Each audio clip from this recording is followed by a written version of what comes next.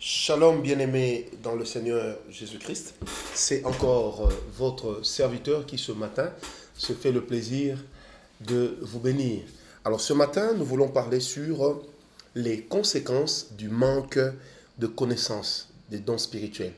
Hier, nous avions parlé sur l'ignorance. Aujourd'hui, nous allons parler sur les conséquences parce que chaque chose qu'on ignore engendre des conséquences qui peuvent être néfastes pour la bonne marche de l'Église et pour la bonne marche des chrétiens. Comme vous en doutez bien, la première conséquence, nous irons à l'extrême, c'est celle de laisser le diable travailler librement.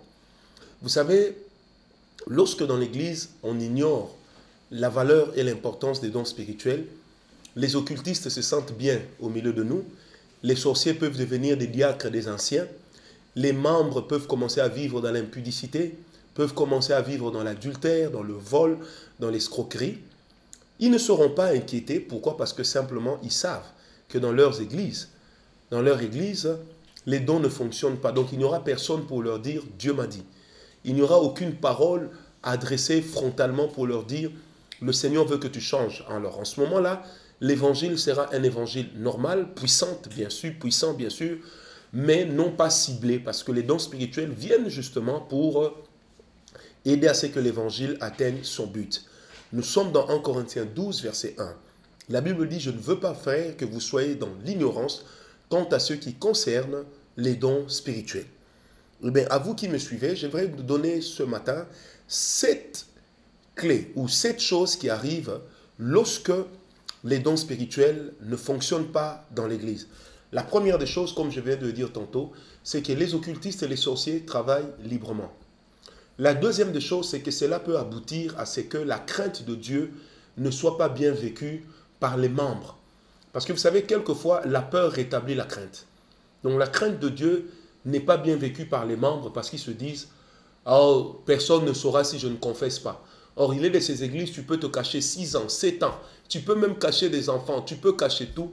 Mais avec le temps, le Seigneur finit par le révéler. Parce que c'est que l'amour peut voiler comme délit, les dons spirituels peuvent les révéler. Amen. La troisième des choses, c'est la frustration. Le fait que certains membres de vos églises aillent ailleurs dans les groupes de prière, dans des cellules de prière, dans des ministères, soient en contact avec certains serviteurs de Dieu sur Internet, quelquefois, ils apprennent des autres ce qu'on ne leur apprend pas dans leur église. Et ça crée des frustrations lorsqu'ils reviennent chez eux à l'église, étant donné que nous oublions souvent n'être qu'un seul et même corps. Ensuite, vous avez l'extinction des dons que ces gens ont reçus. Quatrième chose, l'extinction des dons. En anglais, une phrase dit « Practice makes perfect ». Ça veut dire plus tu pratiques, plus tu perfectionnes ce que tu as. Le fait de ne pas pratiquer, ça peut tuer la manifestation du don. Et ça, c'est mauvais. La cinquième des choses, c'est que lorsque nous ne laissons pas les dons spirituels travailler dans l'Église, au milieu de nous, eh ben, nous pouvons susciter un esprit de rébellion. Ah oui, n'oublions jamais que c'est que nous ne pouvons pas proposer à nos membres, rien n'empêche qu'ils puissent aller le trouver ailleurs.